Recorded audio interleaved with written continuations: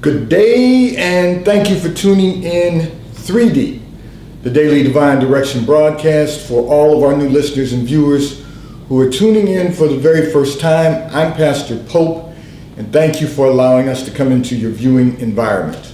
We are here with you every Monday through Friday from 12:30 p.m. until 1 p.m. Eastern Daylight Time, scheduling permitted to address whatever topics you might like to discuss and whatever issues of life you find challenging or that you find difficult to navigate. We are here because God is concerned about that which concerns you. So you can discuss careers, finances, entrepreneurship. You can discuss marriage, divorce, raising children, blending families. You can discuss dating and relationships, whatever's in your heart, whatever's on your mind. We are here every Monday through Friday from 12:30 p.m. until 1 p.m. Eastern Daylight Time, broadcasting live from the FijiWater.com sponsored studio. And we thank you for tuning in and for allowing us to come into your viewing environment. Today's Daily Divine Direction broadcast 3D is brought to you by Fiji Water, Earth's finest water. You may already know that Fiji water comes from Fiji. However, did you know that it is created by nature? It is untouched by man. It starts as a tropical rainfall which slowly filters through layers of volcanic rock, where the water collects in a natural, sustainable artesian aquifer, where it is bottled right at the source, free from human contact until you unscrew the blue cap. Fiji Water, Earth's finest water, will be delivered right to your front door when you subscribe for delivery, and you'll save money at FijiWater.com. This is not just water. This is Fiji Water at FijiWater.com. And for those of you who continue giving on the Give segment of our app at New Life-Delaware, and those of you that have made a weekly or monthly commitment to support the broadcast by giving on the contribution pages of our websites at NewLifeMinistriesInternational.com and NewLifeInternationalCDC.com, we thank you for your support and for your commitment as we fulfill our commitment to God to be here for you in 3D, the Daily Divine Direction broadcast. So I just want to say to all of our listeners and viewers, we have a little technical difficulty today, and so you may notice some things are not the way they normally appear. However, we are here, and I'm flying a bit in the blind, but it's okay. We know technology is a blessing and a curse. So we are going to just go through the broadcast, because I know we are live on Facebook Live, YouTube Live, and on RadioFreeNetwork.com. Of course, you can go to RadioFreeNetwork.com and click on radio, and the drop box will appear. Click on New Life, and every broadcast is available to you. But we're going to deal with whatever technology challenges we have today, and we're going to get through this broadcast because it's important for us to be here for you in 3D, the Daily Divine Direction broadcast. So I'm going to address a communication that came in from one of our listeners and viewers who indicated that your husband has been angry lately and you're not certain what's causing his anger, and you don't know what is causing the anger or how to address the issue. And so I'm going to begin by saying this. Your husband doesn't have anger management issues. This is not something that you've seen before. You've been married a long time. You're just not certain how to deal with this. So let me explain something to you. And you're going to have a conversation with your husband. I realize that you haven't been communicating about why he's been so angry. He's basically shut down communication. He's not sharing with you what he's going through. And because God allowed me to see in that secret place of your lives, go to your husband, have a conversation with him, and tell him that you would like to go with him to see his primary care physician. Your husband doesn't want to worry you, but there's something the two of you need to address, something the two of you need to discuss, and it's something that the two of you need to discuss with his primary care physician. The reality is that he's not angry for no reason. He's struggling. Now, his anger isn't physical or emotional. It's just that when you say something to him that you might have normally said to him over the years, he's responding differently now than he would before. He's responding with anger, whereas before it was he would just let it go by, or he would not address it. He'd let it go by or not address it at all. Or he might have responded by making a comment. Now he's responding with anger, and that's why you're concerned. Rightfully so. Because he's carrying a burden right now. And the burden he's carrying for the two of you. So he's carrying the burden for himself, and he's carrying the burden for you also, because he doesn't want you to worry. So you just need to have a conversation with your husband. You need to have a discussion with him that's going to allow him to open up. But tell him, start it this way so that he's not resistant in working through the process. Start it with, you've been short-tempered lately. I really think we need to have a conversation with your primary care physician. You need to go and visit with your primary care physician, and the two of you need to have a conversation with him. And I think once you do that, I'm sure that once you do that, it will open dialogue that then you can help him bear the burden, but you can be reassured that everything's going to be all right. Your husband is someone who's not accustomed to dealing with certain things. And now he's going to have to deal with this. So without going too far and not giving him the opportunity to address the issue, I think it's real important that the two of you, just tell him you want to schedule an appointment with his primary care physician, and the two of you need to go and have a conversation with your primary care physician. And I'm certain that it will give you the opportunity, the two of you, the opportunity to have dialogue that you would not be having as long as he's carrying this burden for himself and for the two of you.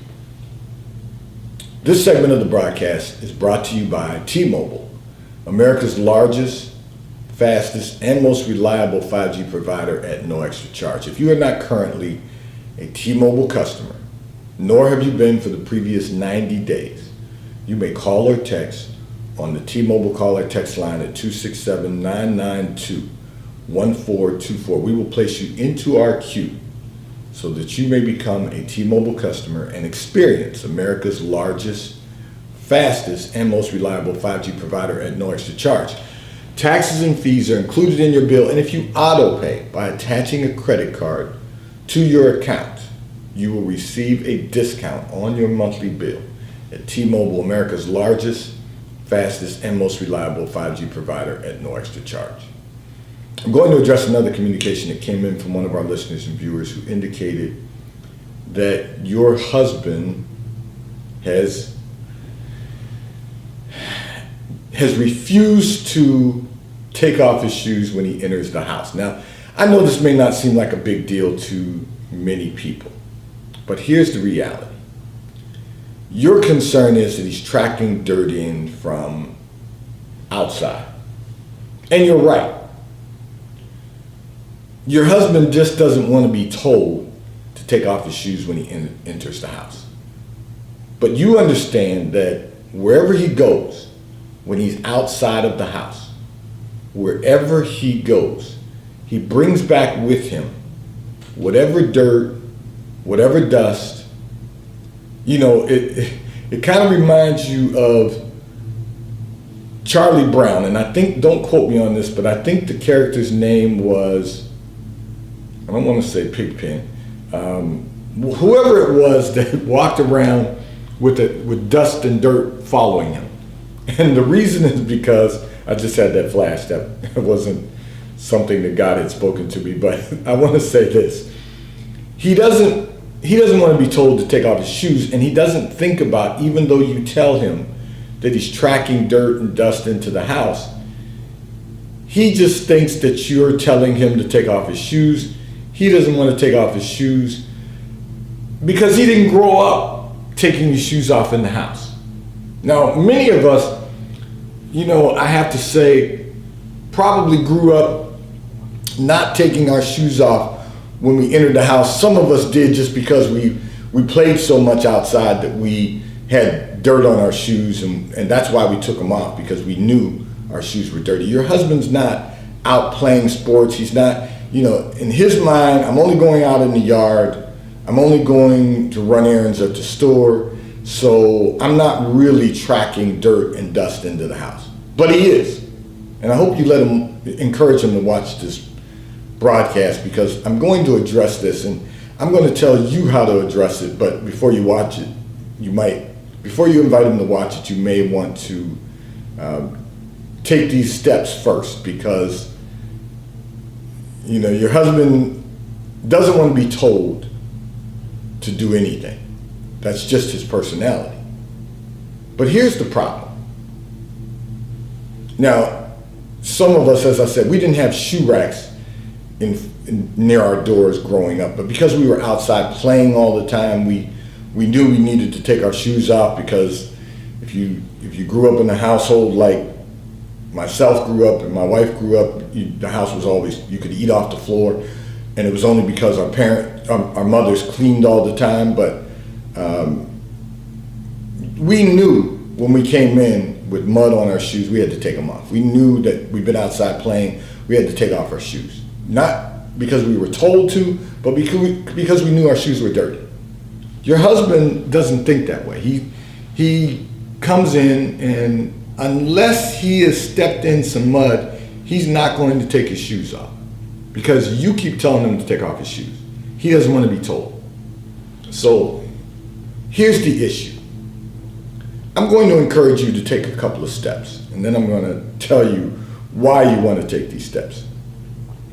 Go out and buy a shoe rack. And listen, whatever the cost, it's going to save you a lot of unnecessary grief, because you said in your communication that as soon as you try to tell your husband to take his shoes off, he immediately yells and complains about, well, you said it's an argument. So here's how you can cure that argument. Go out and buy a shoe rack and put it by your front door. Go and buy a shoe rack and put it in your garage. And the reason I say this is because I know this works. In our home, we have a shoe rack by our door, we have a shoe rack in the garage. And nobody goes in the house with their shoes on. We take our shoes off when we enter any door. That's the first thing. Now, my wife puts a basket of socks by the front door, because no one else comes in through our garage, or the sliding glass doors. So my wife puts a basket of socks by the door, so that when people take off their shoes, particularly women, when they take off their shoes, because guys usually have socks on, when they take off their shoes, they can put on a pair of socks to walk around in. And then when they leave, they take the socks with them. We don't recycle socks. So she literally goes to the store and buys bulks of socks that people can put on when they enter the house. But that shoe rack, the subliminal message of that shoe rack by the door says, take your shoes off when you enter the house. Try that. And then if that doesn't work on your husband, okay, if he still doesn't get the subliminal message, because it may take a little time, but if he sees shoes on the shoe rack, he's going to understand at some point that's where your shoes go. And what you want to do, this isn't even a pick and choose your own battles. This is a sanitary topic. This is keeping your house clean and keeping dirt off the floor and keeping dust out of the house and, less work for you. All of that is true. But the reality is that this is effective and efficient. And I'll share with all of you an example, because my wife did something, so I will have to tell you. My wife loves to clean. If she needs a break, I'll get someone to clean. You know, I've got someone on speed dial to clean, but she loves to clean. And so she was vacuuming one day, and she showed me, we have a clear canister on our vacuum. She showed me the canister, the dust in the canister. Not really, no dirt, but just dust in the canister from vacuuming on a Saturday to vacuuming the next Saturday. The dust alone that comes into your home just from opening the doors, not even someone's shoes, just from opening doors and windows, the dust alone from going in and out of the house. You know, when you go outside of the home, you're going to bring in particles with you that you don't even see until you vacuum them up. So she just was, and this wasn't related to anything I do, but she just showed me the canister and said, I can't believe that two people living in the house, our children are grown, they're adults, and they both are living their own lives. They have their own homes. They, you know, they're not home with us. It's two people going in and out on a regular basis, doing our daily activities, work, business, trips to and from the stores that have to be made, just going about daily life from Saturday to Saturday.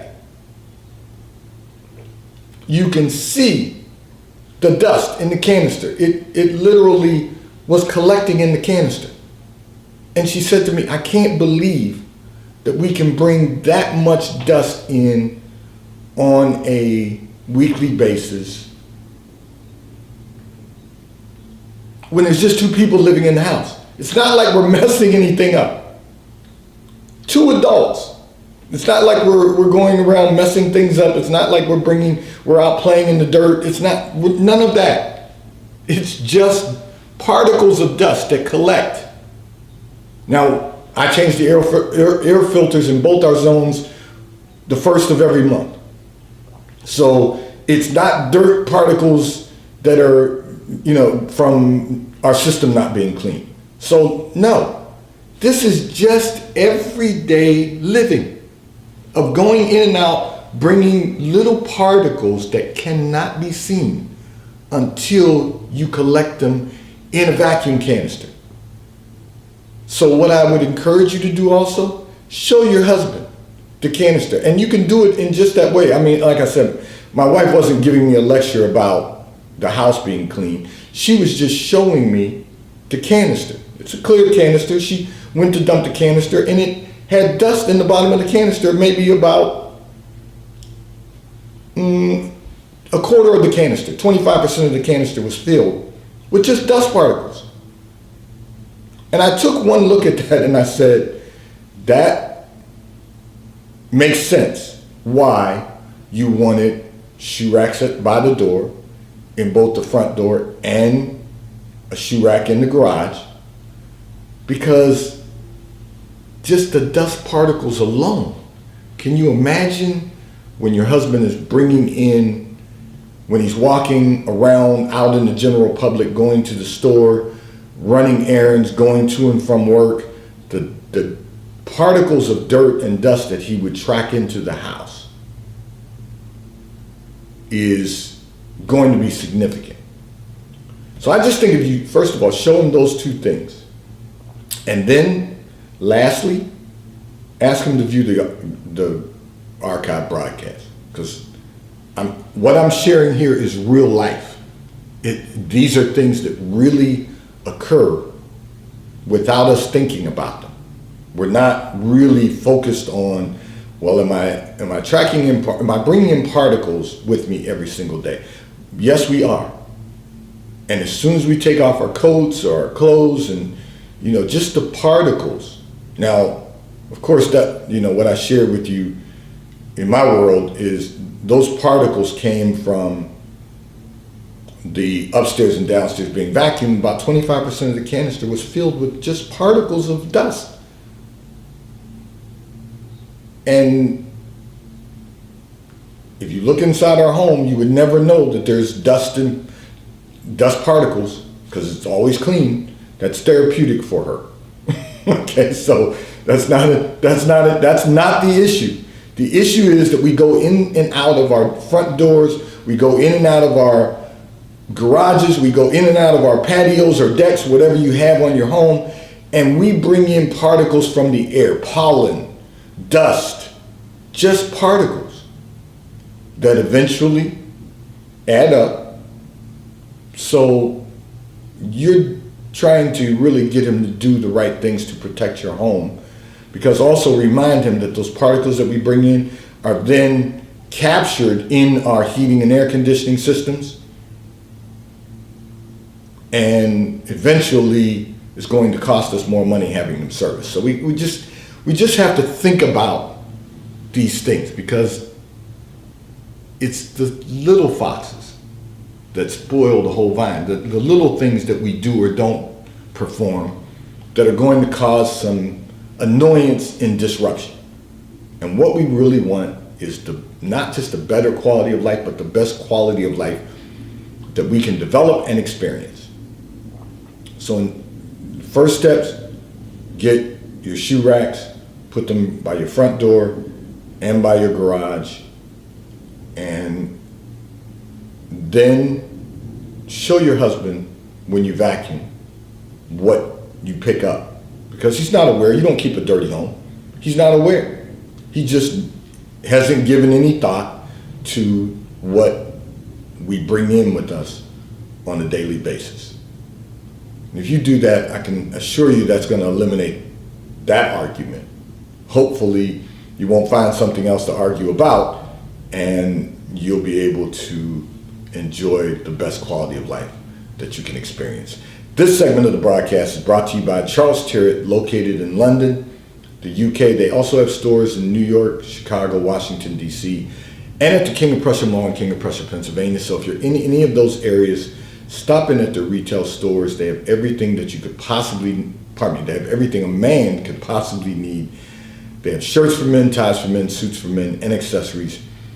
If you're not in any of those areas, you can order from Charles Tyrwhitt at ctshirts.com. They will ship and deliver right to your front door in an appropriate period of time. And the White Company, located in London, the UK. They also have a store on Fifth Avenue in New York.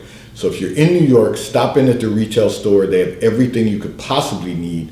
Home goods, clothing for men, women, and children. If you're not in New York, you can order from The White Company at thewhitecompany.com. They too will ship and deliver right to your front door in an appropriate period of time.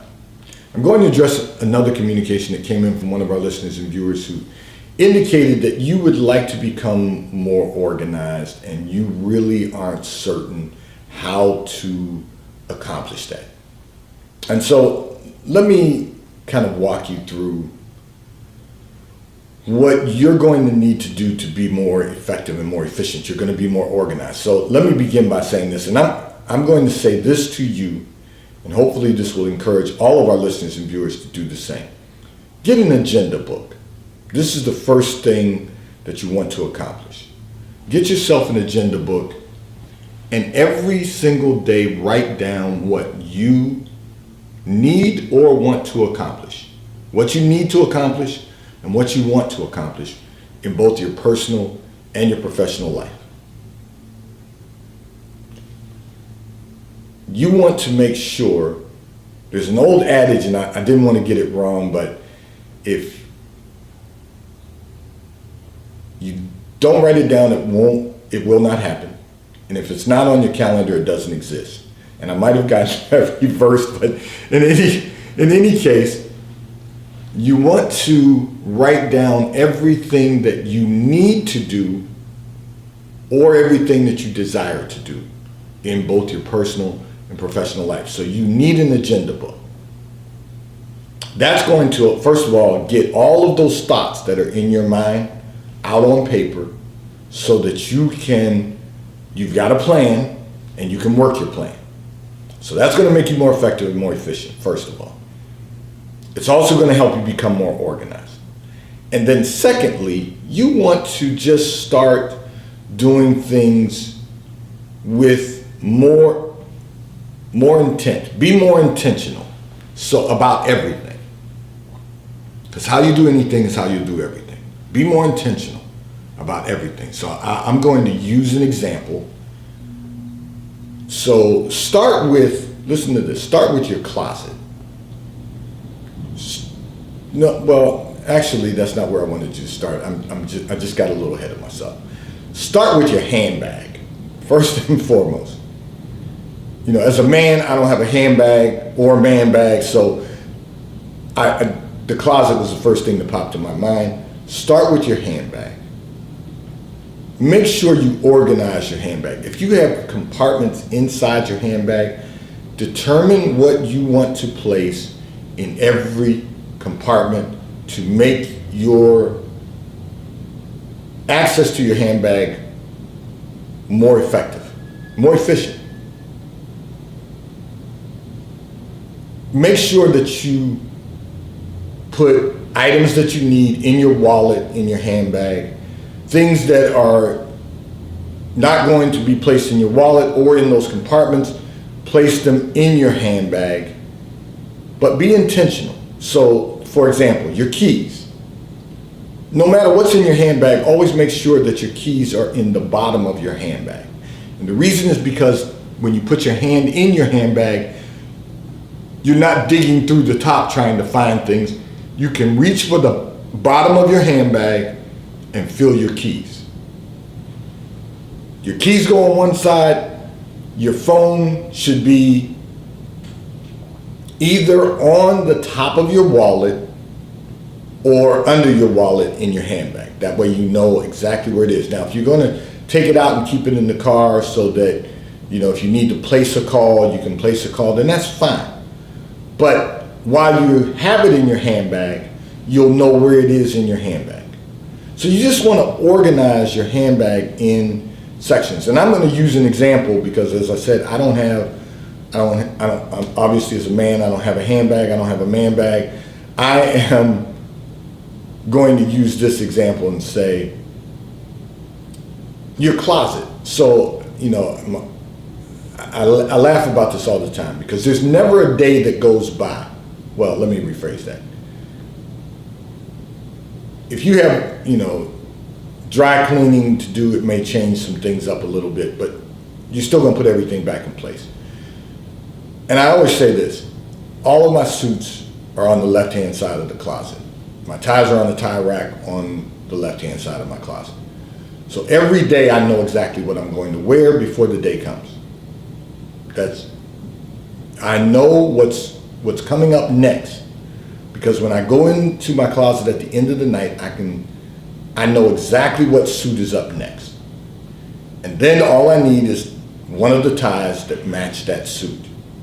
The shirts are on the very back wall of my closet, so I can see my shirts as soon as I come in. I can look to the left, I can see that. See, all of this is about being effective and efficient. So I can see what suit comes up next. I can say, okay, I need a shirt for that gray suit and that tie that I'm going to wear with the gray suit. And then it might be the next day a blue suit. And then the next day a beige or brown suit. And the day after that it might be a gray suit. And it may, pardon me. In other words, I'm doing whatever I can do to be more effective and efficient. So start with your closet. Start lining up your clothes so that you know exactly where everything is. You know exactly what you're going to do next. And then you don't have to spend any time on that. You're going to find that will help you be more organized, because what happens is your brain starts to look for ways to be more organized, more effective, and more efficient. Because what we all want to do is maximize we want to perform at a high level, but we want to